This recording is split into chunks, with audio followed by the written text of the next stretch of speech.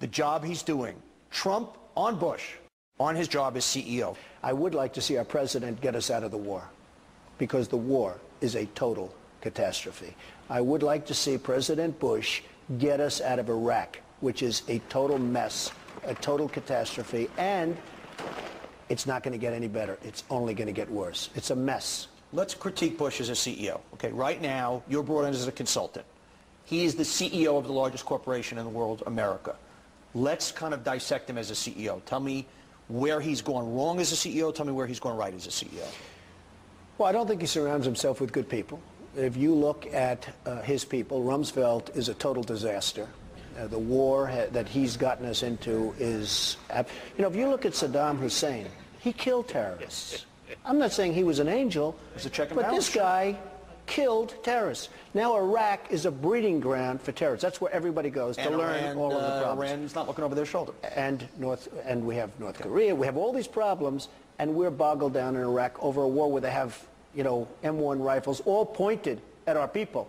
But they never had weapons of mass destruction. I say this, he has been not good on the war.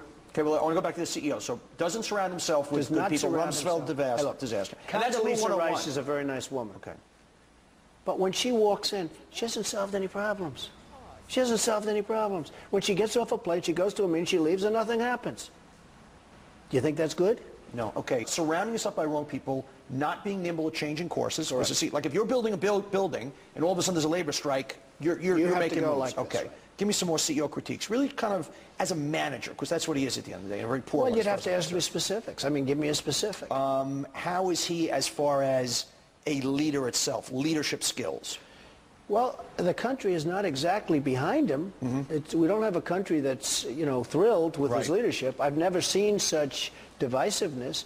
I have a friend who's a very great politician, very well-known politician, and he's been in Congress for years. And he said, I've never seen it. We've always been friends. He's a Democrat. He goes out with the Republicans for years and years. He said, now there's hatred. There's hatred. In other words, they could argue on the floor and then... Internal and, of course, around the world. Donnie, they could argue on the floor and then go out and they could have dinner together.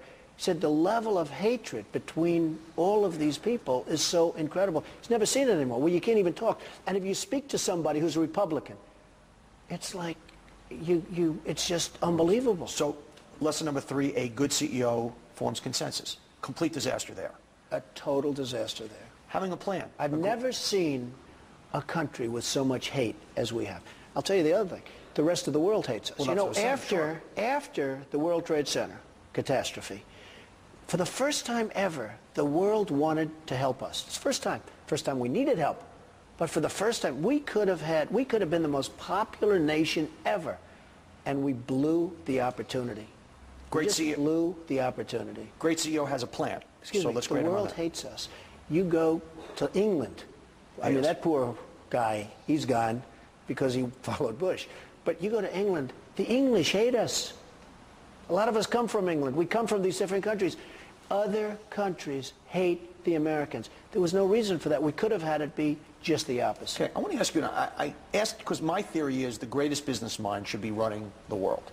I asked Ted Turner this question, he didn't have an answer.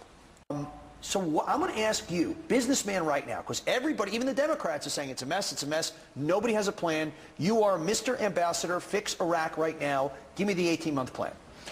Well, what you have to do is get out of Iraq. You can do it nicely, you can do it slowly, that's you can do it what do we rapidly. do? I'm putting you in charge. Is it 90 days? Is it troops out tomorrow? Is it a year? Do we set up a different kind of... What happens? You're in charge. I would announce that we have been victorious in Iraq and all the troops are coming home. And let those people have their civil war. And by the way, no matter if we stay or if we leave, the most vicious person that you've ever seen, Saddam Hussein is going to be like a nice guy compared to the one who's taken over Iraq. Somebody will take over Iraq, whether we're there or not, but probably when we leave, will take over Iraq. He will make Saddam Hussein, and I say he because it will be a he in this case. This is true. He will make Saddam, in that part of the world, it's going to be a he. Now, we have a bigger story if it was a she. Right. But he will make Saddam Hussein look like a baby. As a CEO, I'm going to give you a fact that's going to make your skin crawl. Congress just passed a bill or legislation authorizing $20 million for an Iraq victory celebration to spend when we bring everybody else and we celebrate? Somebody puts that in front of you. You're the CEO now. You're George Bush.